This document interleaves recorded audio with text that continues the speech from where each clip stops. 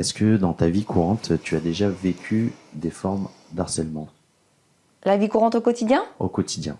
Ah bah dans le harcèlement de rue, c'est évident ça. Quand tu passes dans la rue, que t'es sifflé, que t'es regardé, qu'on t'interpelle, c'est tout le temps. Ça c'est voilà. Bon alors malheureusement ou heureusement on va dire, ça m'arrive beaucoup moins maintenant, hein, puisque je suis plus âgée. Mais oui oui ça c'est le harcèlement de rue c'est tout le temps. Ouais. L'harcèlement de rue, c'est toujours le terme qui revient quand je Mm. fais toutes les interviews Mm. avec différentes femmes. Et il y en a beaucoup qui me disent, bah, au bout d'un moment, on arrive à s'intégrer ça comme si c'était normal. Mm. Est-ce que toi, c'est pareil? Oui, parce que comme c'est tout le temps, ben, en fait, à la fin, on n'est plus tellement choqué. On n'est plus tellement choqué quand ça arrive. Alors maintenant que j'ai un peu plus de bouteilles et que j'ai un peu plus de répondants, quand ça m'arrive encore, je me tourne vers la personne et je dis oui. Qu'est-ce qui se passe? Oui. Et là, souvent, la personne, elle est un petit peu choquée et elle me regarde. Non, non, mais je vous regardais juste parce que vous me rappeliez quelqu'un ou c'est des gens qui sont finalement assez gênés quand on les affronte. Mais c'est pas quelque chose que je me serais permise de faire beaucoup plus jeune et surtout pas face à une bande, quoi. Donc quand on est une femme, il y a une bande qui nous interpelle, qui nous siffle, etc. Bon, on trace sa route, on veut pas de problème et on avance. Ça t'arrive d'avoir peur quand t'es toute seule dans la rue? Ah bah tout le temps. YB Voice.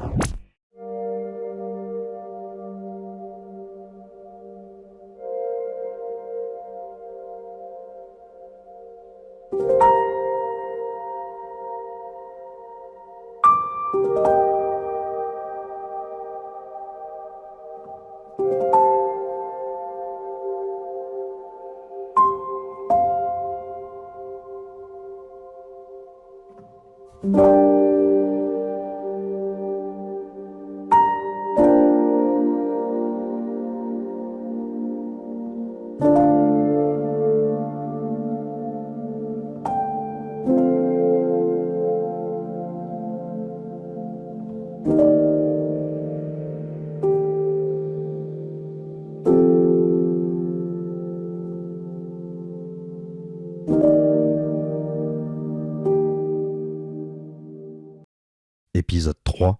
Les violences cachées. Harcèlement de rue.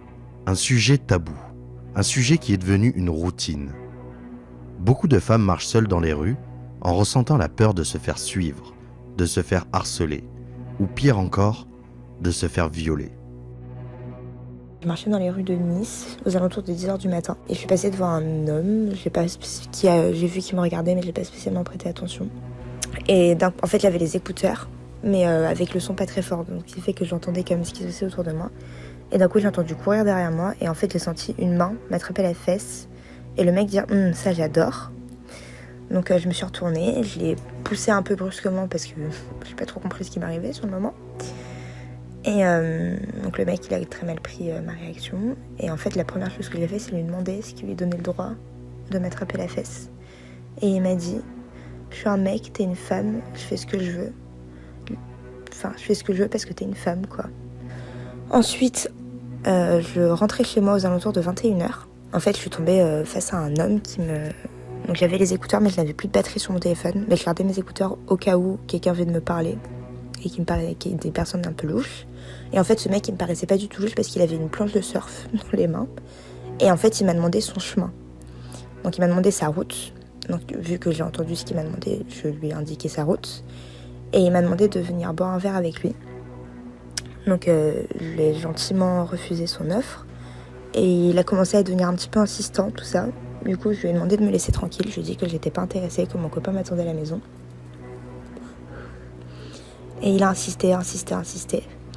Et au bout d'un moment, en fait, on était à un croisement. Et donc, en fait, il m'a dit... Donc, je lui ai dit de partir. Je lui ai dit, laisse-moi tranquille, va-t'en. Il me dit, ok, je passe par là. En me montrant la rue qui était plus à mon niveau. Du coup, je me suis reculée pour le laisser passer. Je lui ai dit, ok, bah, va-t'en. Il me fait, oui, mais juste avant, je voudrais faire quelque chose. Et en fait, ce que je n'avais pas remarqué, c'est que cet homme avait son pénis qui était sorti de son pantalon. Et en fait, il m'a attrapé la fesse et il m'a tiré vers lui, assez brusquement. Et au même moment, il y a une voiture de police qui est passée. Donc la police en fait a vu la scène. Et en fait, quand le mec a vu ça, il a essayé de partir. Parce que la police a dû se rattraper. Moi, je suis partie en courant parce que j'ai eu peur. Et il y a un policier qui m'a rattrapée. Et du coup, j'ai porté plainte. Et en fait, il se trouve que cet homme avait récidive. Donc, il avait déjà agressé des gens, enfin des femmes. Donc, j'ai porté plainte pour agression sexuelle. Il a été condamné pour agression sexuelle. Ensuite, 6 mois après, je sortis du travail aux alentours de 18h.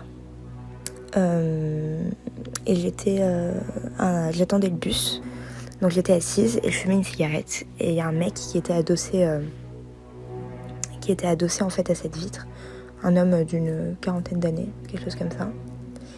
Et en fait, je voyais qu'il me regardait, mais je pensais qu'il allait finir par me demander une cigarette en fait. Donc je prêtais pas attention et j'attendais qu'il me demande une clope. Et il y avait une femme qui était assise à côté de moi. Donc je finis ma cigarette. Le mec me demande toujours rien et je voyais qu'il me regarde. Enfin, je sentais son regard sur moi. Il y a un bus qui est arrivé ensuite en face de nous. La femme qui était assise à côté de moi s'est levée et en fait s'est installée au niveau de la porte du bus qui était en fait à mon niveau. Et elle m'a fait signe de la main de partir. Donc moi je comprenais pas pourquoi elle me disait ça, donc je me suis approchée d'elle. Et en fait elle m'a expliqué que cet homme était en train de se masturber en me regardant la poitrine en fait. Du coup je me suis retournée et en effet j'ai vu qu'il se masturbait et la seule réaction que j'ai eue en fait c'est de partir en courant. Donc j'ai jamais porté plainte contre cet homme.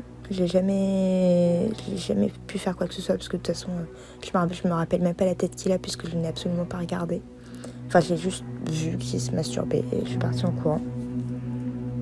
Puis après, j'ai vécu un peu comme 99% des femmes du harcèlement de rue avec des hommes qui insistent lourdement, qui nous suivent dans la rue. Ça m'est arrivé maintes et maintes fois.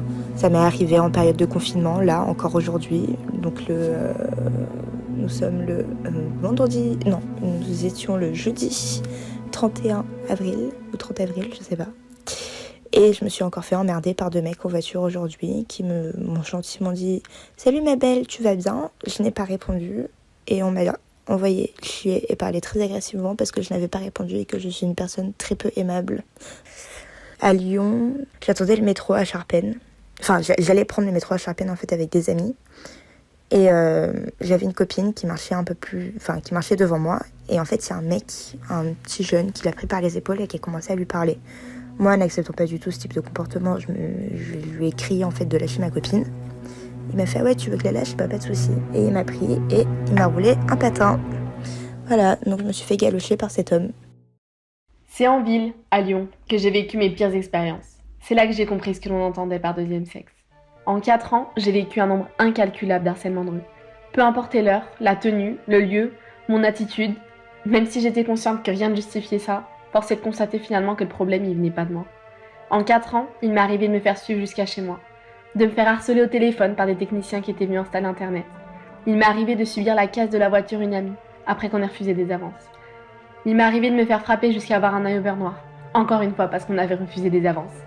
Il m'est arrivé de devoir subir des remarques désobligeantes, sur mes fesses, sur mes jambes, sur ma tenue. Il m'est arrivé de me faire coincer dans la rue par un homme qui avait décidé que je partirais pas comme ça. Il m'est arrivé de devoir supporter un homme qui se touchait ouvertement les parties génitales à côté de moi dans le bus, assis de telle manière que je puisse même pas partir. La liste elle est encore longue, on passera les klaxons et les sifflements. Je pense que là c'est assez. Lorsqu'une femme subit des remarques déplacées sur son physique, subit des attouchements ou se fait violer, il arrive parfois que sa tenue soit remise en cause, comme si elle le cherchait. Parce que les pervers et les imbéciles estiment que la femme provoque le désir par sa manière de s'habiller. Si l'on suit cette idéologie, une femme ne serait plus libre de porter ce qu'elle veut. Elle devrait se cacher.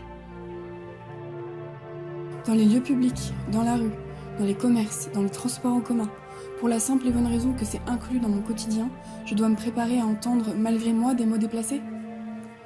De nombreuses fois, je marchais seule dans la rue et un homme passe près de moi pour me chuchoter à l'oreille « T'es charmante, sexy, jolie, gros cul ». Se faire klaxonner est aussi fréquent dans certains endroits. Dans d'autres situations, ils viennent directement me parler. Certains me demandent mon contact avec insistance. Et se voir refuser leurs demandes les blesse directement dans leur ego. Cela réveille en eux de la colère et de la frustration. Il m'arrive d'être suivie sur plusieurs mètres pour obtenir ce qu'ils veulent. Parfois, ils me retiennent par le bras et me bloquent en me tenant les épaules. Un soir, un homme est venu me tendre un papier. Ma curiosité et mon empathie m'ont donné envie de l'aider, peut-être qu'il cherchait son chemin. Sur ce papier, il était écrit qu'il n'avait jamais reçu de tendresse et d'amour de la part d'une femme, qu'il souhaite avoir des relations sexuelles et se marier. Je comprends son manque affectif et son envie d'avoir quelqu'un à ses côtés. Mais ce n'est pas la bonne façon de s'y prendre, encore moins dans une ruelle sombre où la circulation se fait rare. Seule face à lui, j'avais peur, même si sa démarche était peut-être innocente. Lorsque je fais les courses, c'est à nouveau le même scénario. Il arrive souvent qu'un homme vienne me parler pour prendre mon numéro, me draguer, me donner un avis sur mon physique ou ma tenue d'une manière très maladroite.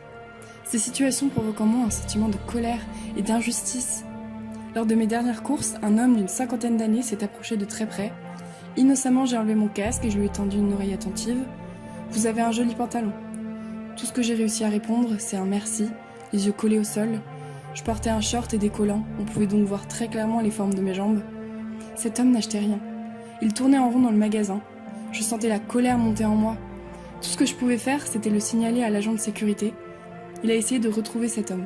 Il était déjà parti. Ensuite, lui et ses collègues m'ont dit de passer au-dessus de ça, que ça ne valait pas la peine de se révolter pour aussi peu. N'oublions pas les regards insistants, les regards qui se baladent langoureusement sur chaque partie du corps. Si ça en restait là, ce serait trop beau. Cette fois, c'était dans un centre commercial. J'étais avec une amie, et là, un homme vient nous parler dans les escaliers. Il voulait me parler 2 minutes. Malgré mon refus, il n'abandonnait pas. À ce moment-là, il était au téléphone. En voulant lui échapper, je lui ai tourné le dos. C'est là que j'ai entendu des mots. Elle a un sacré boule, son corps, ses formes, sa robe. Passons dans un autre lieu public, les bars. Un quadragénaire me faisait la conversation gentiment.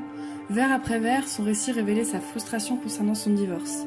Il insistait sur le fait qu'il ne me draguait pas, suite à ces mots. « Tu sais, à ton âge, tu devrais t'envoyer en l'air. Un jour tu seras vieille et plus personne ne voudra de toi. Profites-en tant que t'es jeune pour te faire baiser. » J'ai partagé différents de mes témoignages à des amis, hommes et femmes. Certains ont ri de ces situations, comme si je leur racontais une blague. Ne pas être prise au sérieux par certains de mes proches m'attriste profondément. C'est mieux d'en rire que d'en pleurer. Au travail, il arrive très souvent qu'une femme soit victime de harcèlement sexuel. J'ai travaillé dans de nombreux métiers assez masculins, et quand t'es un petit bout de femme au milieu, ouais, des fois on va te mettre une main aux fesses, comme ça aussi, hop, voilà mon pote. Comment te dire, non. Donc voilà, oui, c'est mon caractère m'a sauvée là-dessus. Mais dans le monde professionnel, quelquefois les accusations sont fausses. Certaines en abusent. Difficile de faire le tri. J'ai eu à traiter dans le cadre de mon travail une personne qui est revenue vers moi parce qu'elle se faisait harceler par une équipe, par un service. Donc ça, c'était dans le cadre de mon entreprise. Et c'est quand même des faits qui sont très graves. Donc je l'ai reçu plusieurs fois. J'ai demandé du factuel, j'ai enquêté, j'ai reçu les équipes.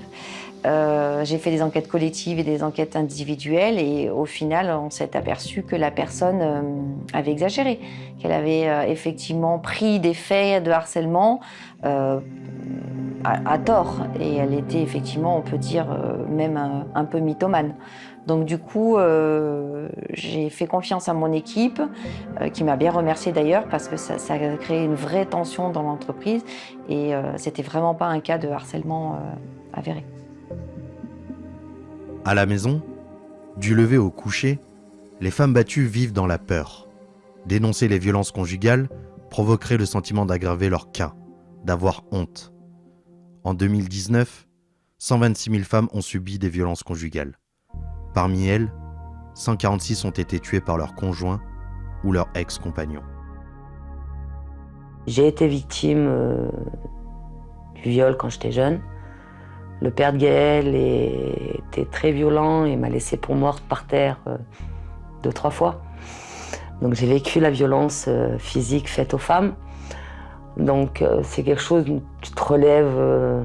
Je me suis relevée toute seule parce qu'évidemment, la flemme d'aller chez un psy, puis d'aller chez un psy, tu parles une demi-heure. Dès que tu commences à vraiment rentrer dans tes émotions, dans ta souffrance, on dit « revenez la semaine prochaine ». Donc non. Si dans votre entourage, vous entendez parler de violences conjugales, il ne faut pas garder le silence. Parlez pour raconter, parlez pour dénoncer, parlez pour protéger. Parler pour libérer. Être une femme.